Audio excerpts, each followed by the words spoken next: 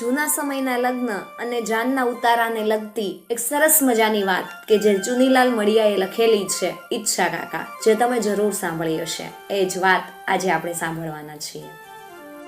કદાચ તમે આ વાત ગુજરાતીના પાઠ્યપુસ્તકમાં પણ જરૂર વાંચી હશે કે સાંભળી હશે. જાનૈયાઓ જાનીવાસમાં આવ્યા ત્યારે સૌને ઊંટ મારવું પડે એવી આકરી તરસ લાગેલી, છતાં એમણે પહેલું કામ પાણી પીવાનું ન કર્યું. પાગરણ ભર્યા હતા એ ઓરડી પર જ હલ્લો લઈ ગયા. કારણ હતું પોષ મહિનો હતો, રીંગણી બાળી નાખે એવા હિમ પડતા.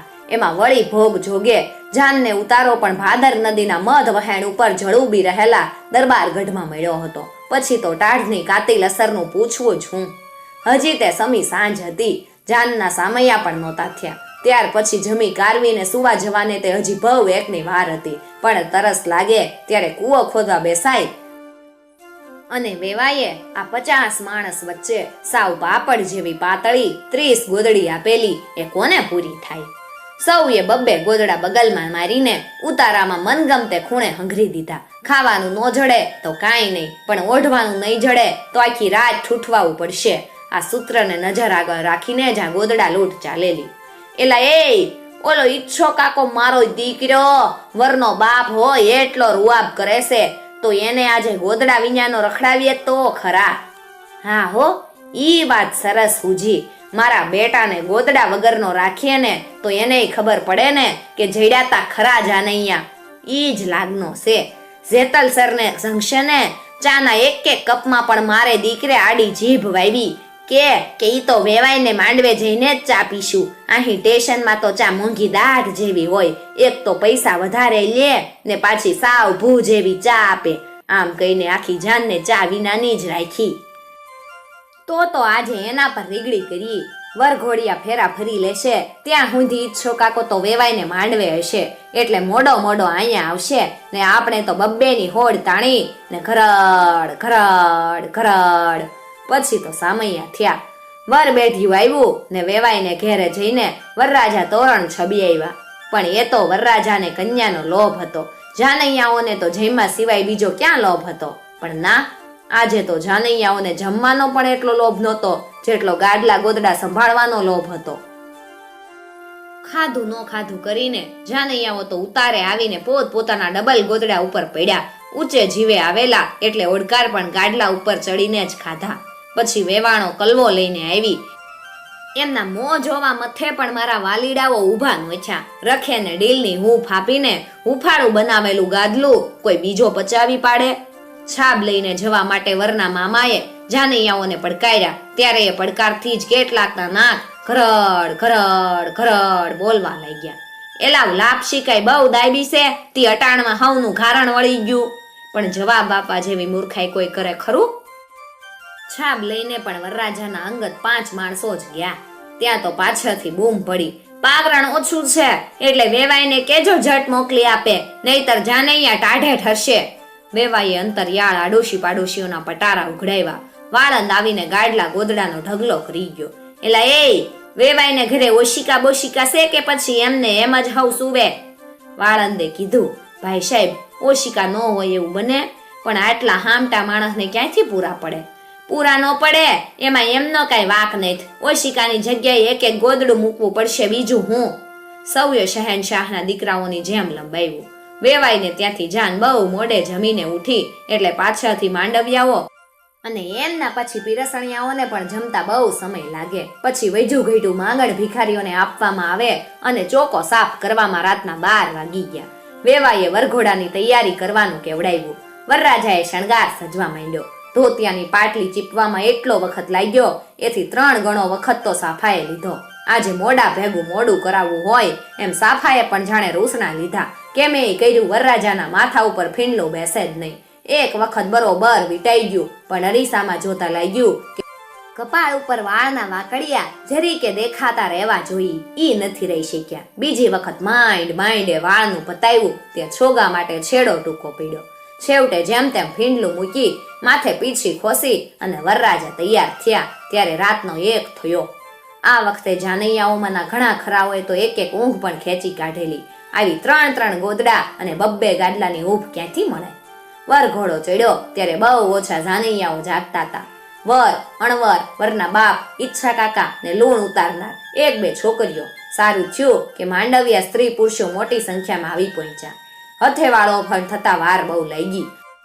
2 બ્રાહ્મણો હોપારીના ભાગ વેચવામાં વઢી પડ્યા. તે 1 કલાકે એમની વચ્ચે સમાધાન થયું. પછી કન્યાદાન દેવાયું.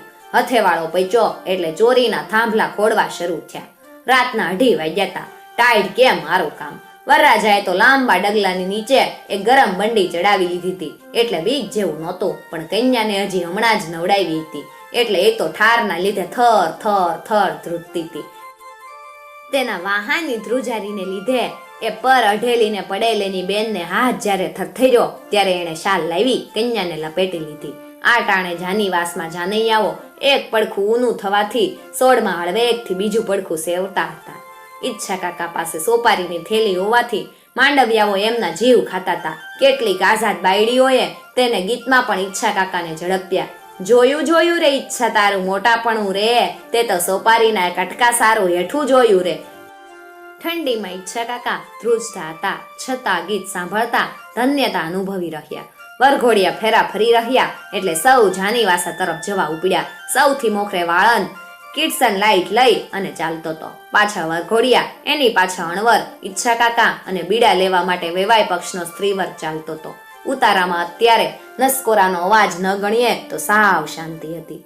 ગોર મહારાજે ગોત્રજના થાનક આગળ દીવો કર્યો અને 2 માટલીઓ ગોઠવી. વરઘોડિયા કોડી રમવા બેઠા.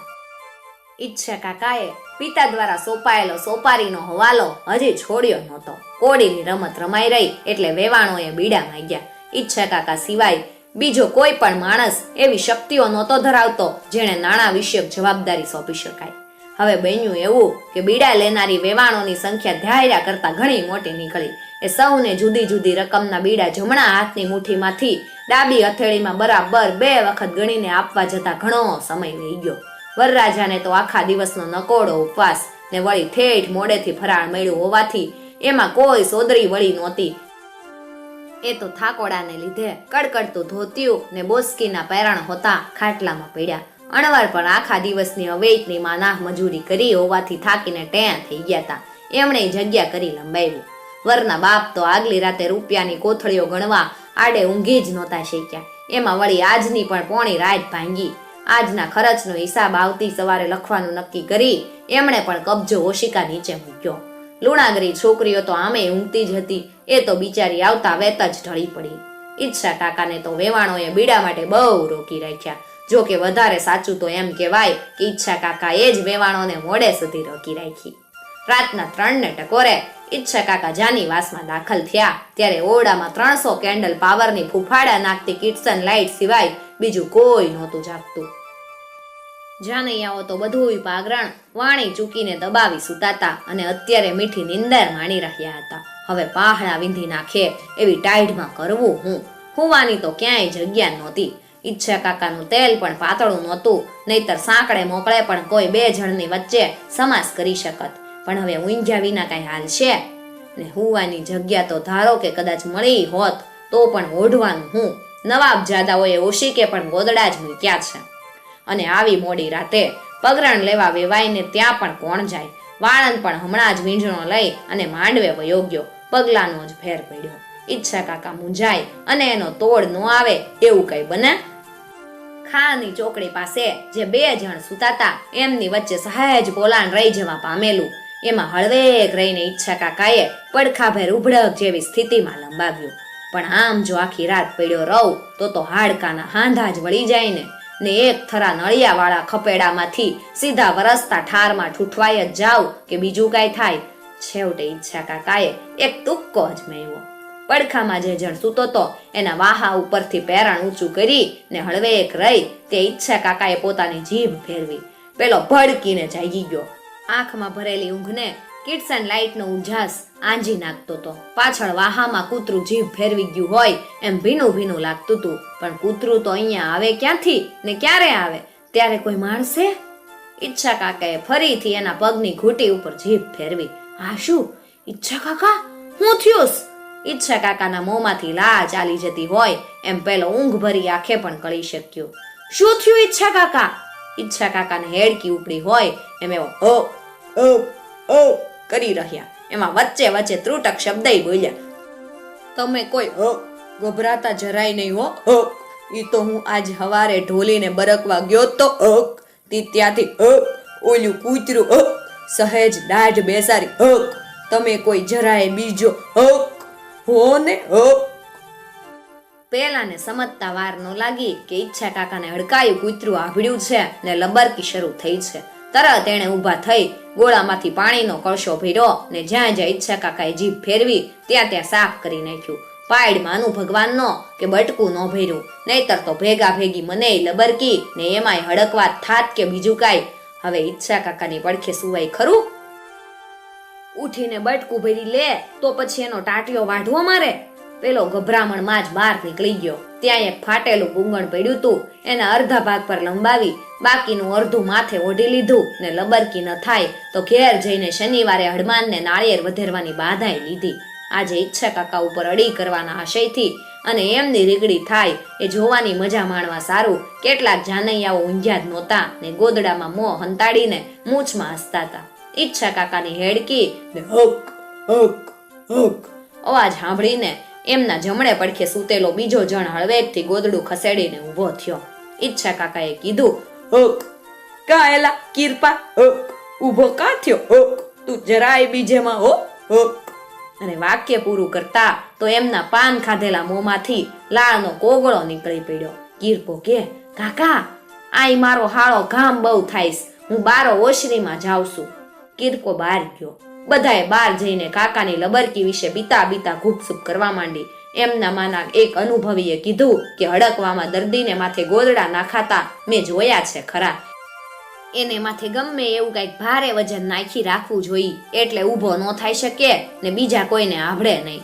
સૌના પેટમાં ફડક ફડક ફડક થતું તું કે આપણે તો હવાર સુધી જાગતા જ બેસવું એટલે વાંધો નહીં, પણ ન કરે નારાયણ ને આ બીજા ઊંઘનારામાંથી કોકને ઈચ્છો કાકો દાઢ બેસાડી દે તો રામ કહાણી જ થાય ને. તરત સવે પોતપોતાના ઓઢેલા અને એ સિવાય ઉશી કે પાંગતે મૂકેલા બધાએ ગોદડા વીણી ચૂણીને ઈચ્છા કાકાને ઓઢાડી દીધા અને બાર ઓશરીમાં ભાદરની પાટમાંથી વિંજાતા હિમ જેવા સુસવાટામાં અને માથે પખેડામાંથી વરસતા ઠારમાં ખેડચાની જેમ ઠૂઠવાતા બેસી રહ્યા. ઈચ્છા કાકાને ઊંઘ વળી એટલે એમની હેડકી બેસી ગઈ.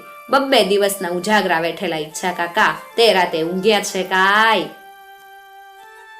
મિત્રો, આવી જ બીજી વાર્તાઓ સાંભળવા માટે ચેનલને જરૂરથી સબસ્ક્રાઇબ